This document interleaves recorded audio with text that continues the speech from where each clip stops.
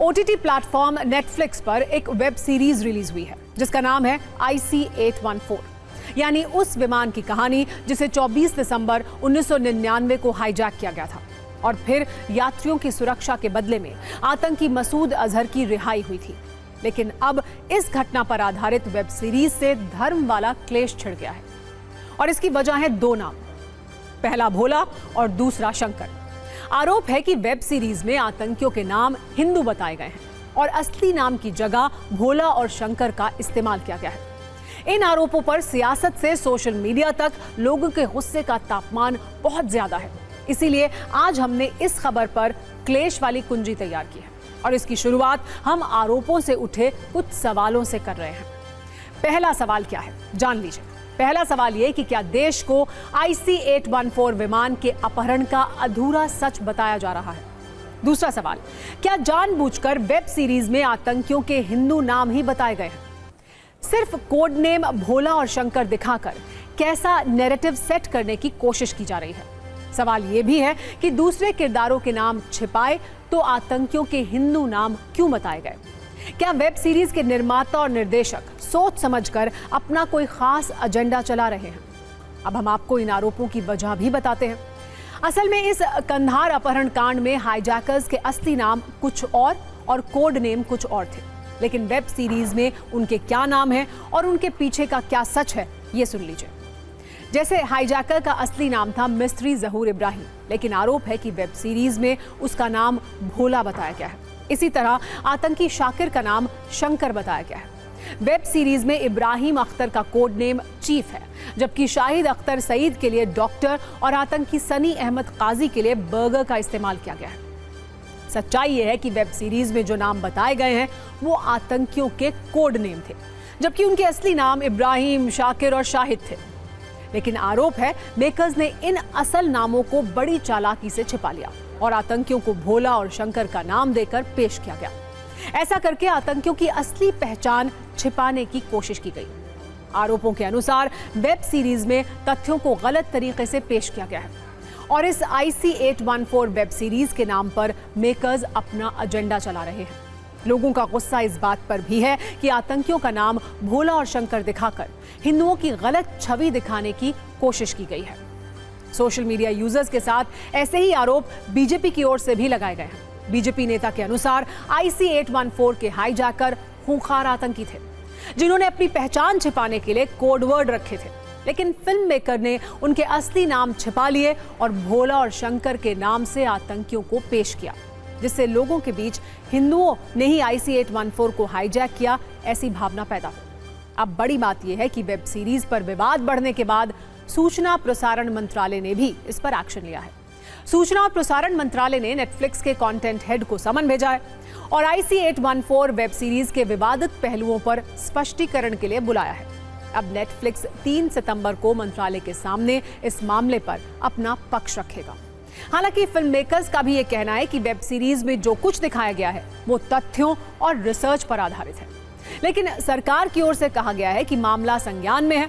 अगर देश की भावनाओं से खिलवाड़ किया गया है तो इस पर एक्शन लिया जाएगा। Act was committed by Pakistan's ISI-backed terrorists. Now, nobody thinks that there were some people from India who did the hijacking. So how the people have Hindu names in that movie, I don't know. But I'm very, very happy that the INV Ministry and the Government of India has taken cognizance of this and has summoned Netflix. और शब्दों में, कड़े शब्दों में निंदा करता हूँ और हिंदू शब्द रखना और हिंदू को आतंकवाद से जोड़ना, कहीं ना कहीं इसमें बड़े षड्यंत्र की बू आती है। तो जिसने ये काम किया है उसके ऊपर भी कार्रवाई की जानी चाहिए। यह घोर निंदनीय है। मेरा मानना है कि बॉलीवुड के अधिकांशतः निर्माता निर्देशक या तो हिंदू विरोधी हैं या राष्ट्र विरोधी हैं। तुम्हारी हिम्मत क्यों नहीं है कि तुम मुस्लिम नामों को उजागर कर सको? हिंदुओं के नाम, हिंदुओं के आराध्य देवताओं के नाम अपहरणकर्ता के रूप में तुम रख रहे हो। फिल्म जगत पर इस्लामी शक्तियों का प्रभाव है, एक नैरेटिव चलता है ISI का, उसका प्रभाव हो तो क्या इसमें आप जो है संशय है, ऐसी स्थिति भी हो सकती है। वैसे वेब सीरीज IC-814 का विवाद पूरा सच क्या है, ये भी न्यूज मित्रों का जानना जरूरी है।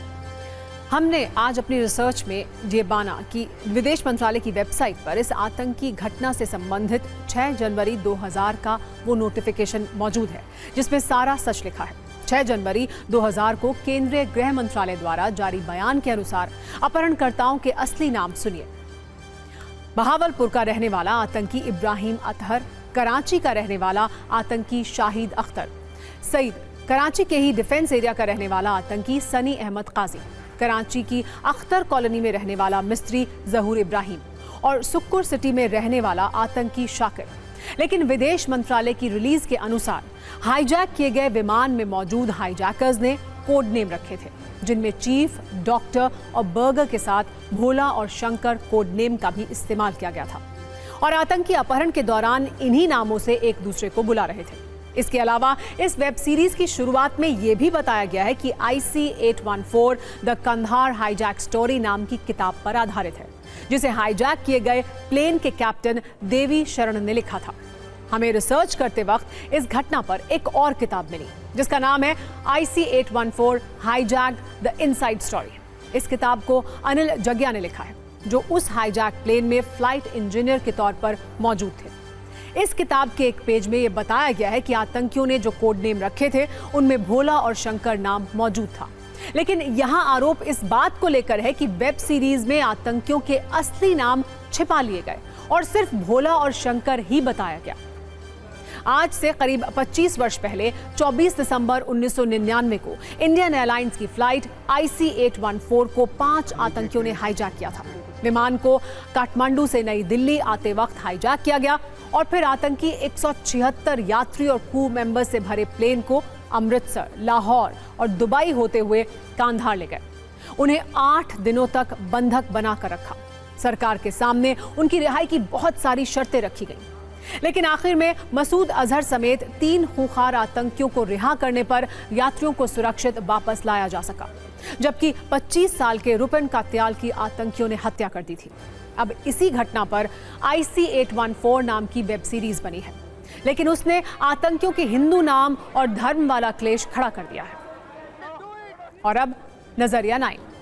भोला और शंकर कोडनेम वाले विवाद पर मेकर्स ने भले ही सफाई दी है, लेकिन कुछ लोग इसे बॉलीवुड के ट्राइड एंड टेस्टेड फॉर्मूले के तौर पर भी देख रहे हैं, जिसका नाम है कंट्रोवर्सी।